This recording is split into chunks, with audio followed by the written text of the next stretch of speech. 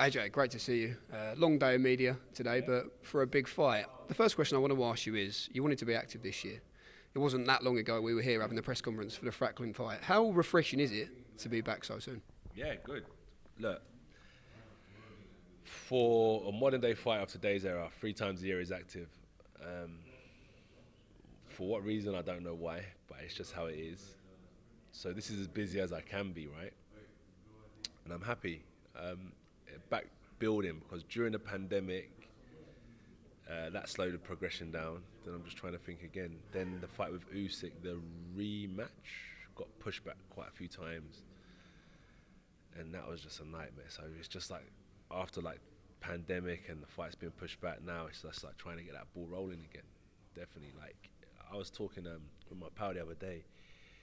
It's been nearly a year since Usyk's been in the ring.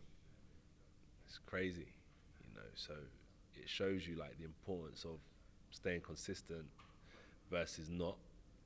And it'll be interesting to watch that fight, because it will be interesting to see how it affects performance. Because not staying busy isn't good for anyone. So yes, hopefully I can get out soon after this. They're talking about January, and I'm like, that's still far away again. You know, hopefully I can get out like November, December.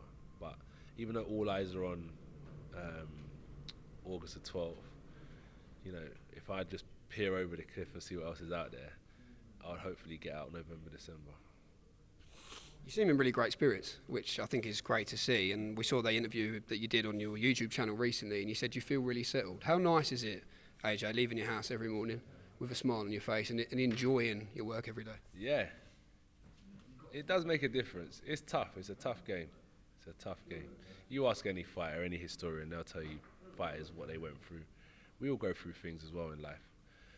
But when you're around good people, you're passionate about what you do regardless. It does make it better, because if you're not passionate about this game, this fight game, you won't last long. Remember, there's many fighters that have come, given up along the way, stopped after a certain amount of time, because of it's just hard. It's just hard. So yeah, when you're around good people, you're in a good environment, I think it does help the days speed up a bit better.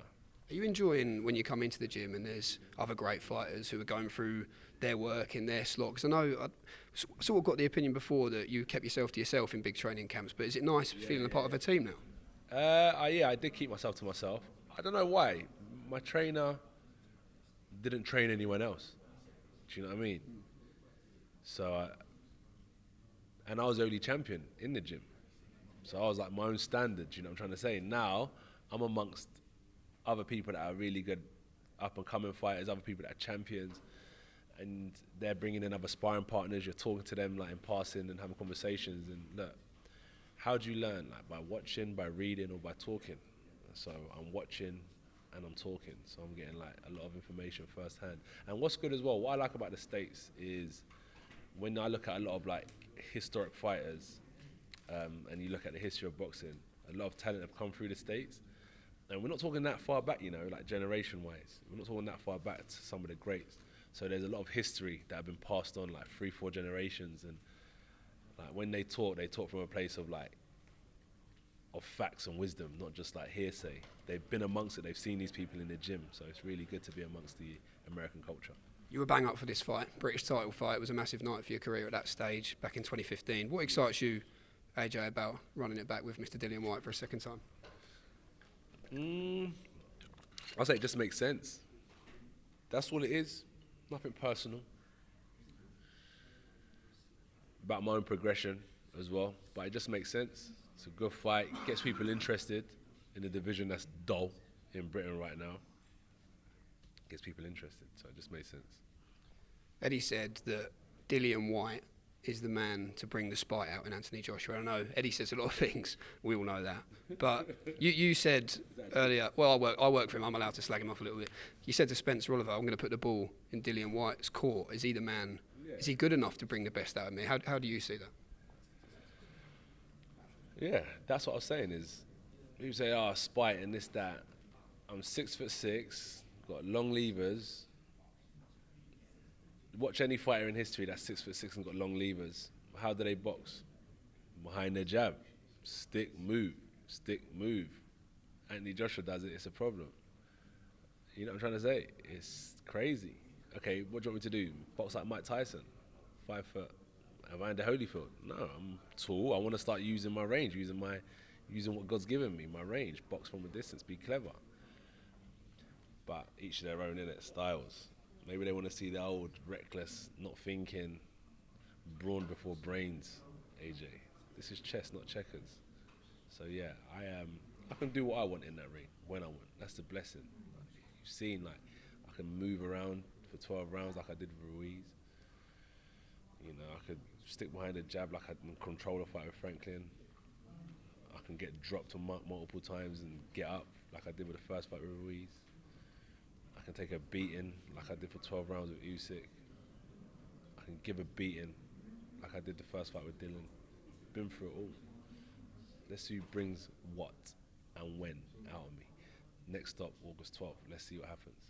One final question I do want to ask you, AJ, because I'm getting the eyes from Andy Bell, which is never a good place to be in. Everyone's got some mad opinions, right?